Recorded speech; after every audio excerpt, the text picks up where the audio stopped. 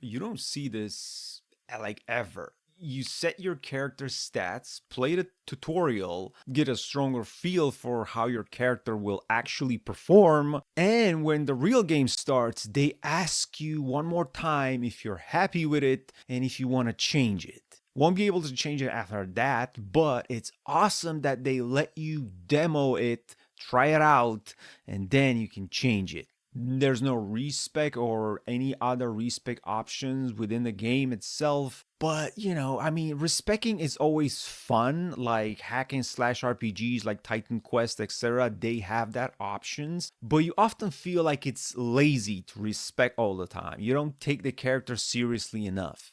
Outer World makes it exactly the way it should be. You have accessibility to it, but then it takes itself seriously. Like, hey man, do you like this? Are you sure you want to go with it? If not, change it once, set it and forget it. I absolutely love it, and I wish more games will have that. Who's in charge of the mission? And how did this happen? What? We're recording. Make sure we edit that out. Best menu system, like in all video gaming, Ubisoft. You can't touch Ubisoft menu system, especially like for Far Cry and definitely Assassin's Creed. Those people know what they're doing. But here, you also get something pretty close to that, if not maybe even better, I would say. The menu system in Outer Worlds for a PC game, not just for PC, this was definitely on console as well. It's like it's almost flawless. It feels triple A-ish. It feels so good. You have everything you need here. It is just like you can tweak it for the hardcore fans. You can hide the map, hide menu stealth level, like when they see you or they don't, just so you can get more immersed, like Splinter Cell style. You can make stuff visible on a mini map or not. You can set it in a way that the game holds your hand, or like literally play it as hard as you want to. I'm loving this. And of course, when it comes to performance settings, you got FSR 4.0. Like you got pretty much everything. Ray tracing, it's all there, and much more. I love it. And since I touched on ray tracing, I mean, yeah, ray tracing in this game does almost nothing, but it's absolutely fantastic implemented. Takes about 15 to 20%, like 15 of the frames, and it gives you back 15% eye candy. Most devs will never be able to pull this off because lots of times if you see ray tracing, it probably sucks up way more performance than it should, offering you visuals that are not satisfying. Harry Potter's Hogwarts Legacy, whatever that game was, I mean, ray tracing gave you about almost 15 to 20%, but took away like 50% frame. And it's not the only game that does that. Here, however, the parity is, well, perfect. I tried a game on my 4K TV OLED, and there in 4K with ray tracing on, I could tell you that it did feel more volumetric. It just felt better to the eyes. Unfortunately for my hardware, that was unplayable. But getting back to people that play this on their monitors, depending what you have, like an IPS, etc., you're probably not going to be able to notice the difference. So for me, here, ray tracing does not enough to justify the 15% loss, so I'll keep that an off. But still, kudos to developers and the testers that worked on this title for PC. The performance it's stellar. And since I brushed on the visuals, sound, oh boy, it's it's also something very good, like the gun sound. Right? I didn't do a lot of stealthing, almost nothing, and I'm not a melee type of guy. My guns, and the guns feel very Battlefield-esque. There's a lot of pumph to the weapons and so much bass in the headphones when you shoot those guns. The sound is very good. Also from an ambient style, like I have it set to stereo or whatever, I guess most of you do, but there's birds chirping, there's wind, sound noise, and when it comes to dialogue, if there's multiple people engaged in a scene, you get separation. Like you know where they're talking from. It's like they're in the room with you. Sound is very well implemented. As for the OST, the soundtrack itself, I couldn't care much about it. In fact, I didn't really like it. I felt like it was about that punk rock soundtrack, and I kind of turned it off. So soundtrack for me, not much, but the sound design itself is a 10 out of 10. Brace for impact. Unable to brace for impact. And then you gotta start the game at some point, customize your character, give it a name. And I went the opposite of Stellar Blade, or the opposite of how I usually make my characters. Janet from HR. Yeah, with one leg and one prosthetic. Because, you know, she's in her mid-40s. She's a badass soldier. And, I don't know. She's seen a lot of fighting in her time. It makes sense. Really fast travel. Because fast travel done fast. I don't know. Witcher 3 or any Witcher or other games like that require you to go to the post sign or whatever that place is, like Stellar Blade, which requires you to go to the phone booth. Like, no. There's a lot of legwork. Outer World 2 does it right. In fact, there's a mod in Witcher 3 that fixes the teleportation, which everyone thought that it sucked. You discover the map once, you do the legwork, and then after the map is all, discovered and you have your fast travel points, press M, one click, you fast travel. It's done right, and it's done smart, and it reduces legwork, and I love it. Yeah. After about an hour or so of playing, like really fast, you get the Skyrim level of questing. And by that I mean that your journal quest log will be full of activity. Like there's so much to do after about 1 hour. There's so many people to talk to, places to go. And it's all very well and neatly tied together. Like the menu in a quest session is lovely. You even have like a separate tab for collectible quests, and they're all organized. Even the quests that you messed up, they're there and along the line. It's all neatly done, but there's a lot to do. Like within the first map, the first planet, there's so much to do, so much questing. Yeah, there's a lot of gaming. But also on the questing side, of course, it's an RPG and we love it and we love the choices. And each time throughout dialogue you say something to your whatever NPC, he will remember you as if those choices matter. There's a ramification. It goes two ways. You can go about how the NPC sort of says it, or you can go against the grain, just like in Witcher and in other, like, your Mass Effects. You got two choices to go about it. Here, you can't really stay neutral, which Witcher gives you that option, but that's besides the point. My grind was that, at least in the first hours on the first map, I lost one of my companions. And the reason for that, maybe it was my fault, I don't know. I felt like there was no choice to my choices. Like I was locked in a perspective. In order to unlock the bridge, to unlock something, you needed to unlock something else. You weren't really, like, I felt it was not going in the direction that I wanted, but then again, I was stuck in that choice. And eventually my companion got angry with me and she left. It was my choice to let her go, but it felt like the moral thing to do. Like that's how I played it out. But you didn't explore any other avenue, did you? The Protectorate care nothing for the lives of others. You know this, and still you went and made a deal with them. This is exactly the kind of shit I'm fighting against. Lives being given about as much thought as a dime changing hands. I spit on the notion. This war zone is not your playground.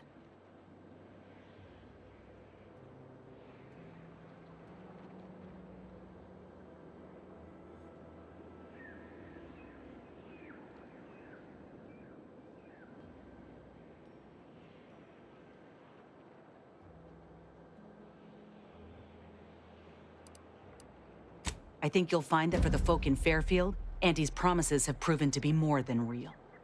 You best think on this, Commander. When you stand back and watch an innocent go to the slaughter, you've picked a side. But these folk will crush the life out of you too, if you let them.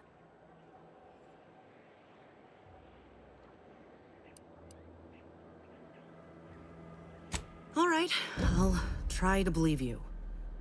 Should we get going?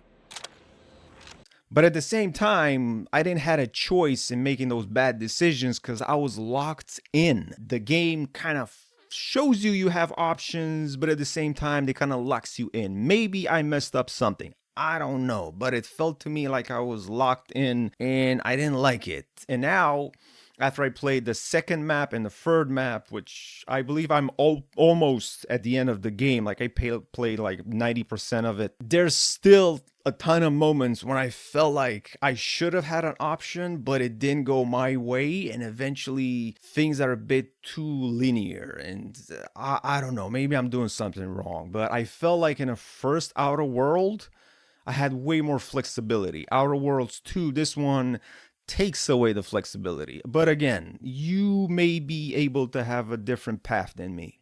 The Outer World 2 takes us to a brand new colony called Arcadia. This is a new story, new characters, the whole shebang, you know?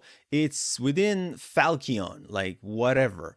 And the main conflict pits the collectivists Protectorate of Arcadia against Auntie's choice. It's as weird as it sounds. It is. It's a grotesque, like, mega corporate merge of two familiar brands from the first game, if you remember it.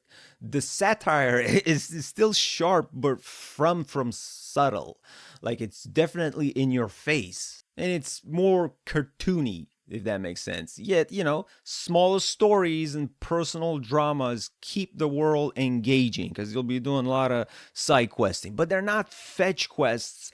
They're very well made. Like, you don't need to go back and forth. Just explore the world and do the stuffs. And then eventually when you come back, it's all organically done and it blends in. Gameplay, like, just like in the first game, it's so flexible and satisfying with a strong support for stealth, which I did not try, but I guess you should. There's a ton of dialogue and talking, speeches, and so much written dialogue. And you can go for some hybrid builds, which I made the mistake of doing. But I still feel like I should probably replay this in a different manner. Hybrid builds are not for the win as far as I'm concerned. You can also go for a pacifist run. I saw it on the internet. It's possible, but I feel like that's only designed for the hard difficulty. I tried it for the first like 30 minutes on easy, but everything just was super easy, and now I'm playing it on medium, and it's the way to go. Combat wise, because I chose the shooter route, I never ever have enough bullets. Like, there's just simply not enough bullets. Like, you will spend all your money on purchasing bullets. You don't find enough around the world. I'm always left without bullets. And there's quite a lot of guns to choose from, but a lot of them are kind of like useless. And there's like, I've been playing for past 8 to 10 hours with like 2 guns, but I'm not complaining. You can definitely upgrade them. You can scrap them for parts. You can do like a lot here. You can upgrade your companion's stats, but what I didn't realize I couldn't do is change their weapons. It shows you the icon to change their weapons. Maybe I need to look it up on the internet, but I couldn't do it. Like, I wanted to swap their guns. I'm wondering if you could do that. But other than that, I'm not complaining. What I am definitely and absolutely complaining about, I don't even know if it's a minus. You cannot deduct points for this at some point, but here you go. Yeah, there's definitely a gap or a few gaps here for sure. Please mind the gaps. Mistakes were made. Oh yeah.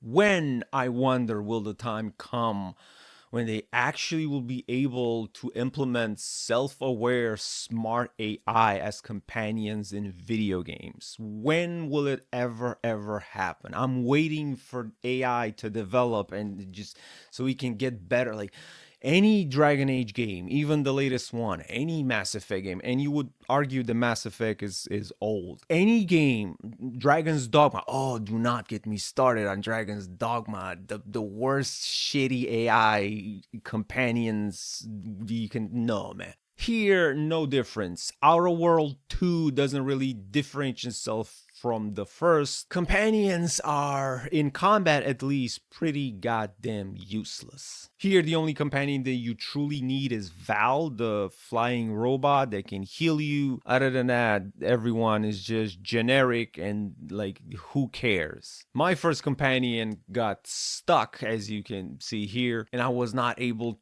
to go out, shoot, or anything like that. And when I did get out, the companion still got stuck and wasn't able to help me in battle, and they were just surrounding me. And then there's Niles, which is an engineer, and in cutscenes he always sort of kind of plays that. But when you have to open doors which require engineer level 3, he doesn't have the level. So it's up to you, the player, to add points into that class. But what for? Because I mean, I got Nile with me. Why do I need to be the engineer? Let me do something else. And he, like, you see what I'm going with this? Is you're carrying these companions with you. They don't really help out that much. I get the point that, companions in video games are usually there for atmosphere and immersion. You get the sense that you're not alone. They have dialogue. They talk to you from time to time and they tell you stuff related to the quest. And in cutscenes, it's always nice to have them. But when it comes to fighting, oh boy, especially in Outer Worlds 2, man, like you need to do all the fighting by yourself. And I made the big mistake of adding points into that companion stat where they boost damage and health. They don't do damage. They don't even hit the target. What damage? And as for health, they're the first ones to get knocked, and I constantly need to revive them. Oof, that was a mistake. Like, companions. Oh man, it's harsh. Not gonna deduct points for that because companions suck in pretty much all the games. Finally, you get the point. This is a fantastic video game, and if it wasn't for Claire Obscure, that amazing Expedition 33 that we all love so much, I'm telling you, if it wasn't for that game, Outer Worlds 2 would be the RPG of the year. Like, this would have won. At least in my heart, the Outer Worlds 2 feels like a complete winner. It's a very well made video game. I mean, who you're gonna give it to? Avowed, for the love of God? Who you're gonna give it to? Vampire Bloodlines 2? Assassin's Creed Shadows? Who you're gonna give it to? Dying Light the Beast? Come on. I can't even put it in the same category with Claire Obscure because when that one has turn-based combat, when this is not, so it's not exactly in the same category if you really stay and think about it. Here, RPG takes first spot and then the action comes in second because you do have lines of dialogue which help you diffuse the anger and you don't need to fight everyone that you see, and the game kind of rewards you if you want to talk your way out of it instead of pulling your guns out. But there's moments when by mistake you will trigger something and the NPC gets angry and all of a sudden you're fighting 20 guys at the same time. It just happens. And by the way, you don't need to play the first one to enjoy this one. They are completely separate video games in the same universe, but it's not a continuation. It's a whole new different thing. You can definitely enjoy this as a single standalone, which it is. Man, honestly, I don't think it's better than the first one. I'm torn. I don't know if this is better because the first one was very awesome for me as well. I really enjoyed that one, and I don't know, like, let me know, do you enjoy this one? Have you enjoyed this one more than the previous? And when it comes to RPGs of the year, like, do you think this should take the cake? I don't know. Maybe I'm missing out on something. Let's talk about it. Leave it in the comment section. Thank you so much for watching. I hope you're going to pick this up and enjoy it just as much as I have. My name's Rockashoe. Peace.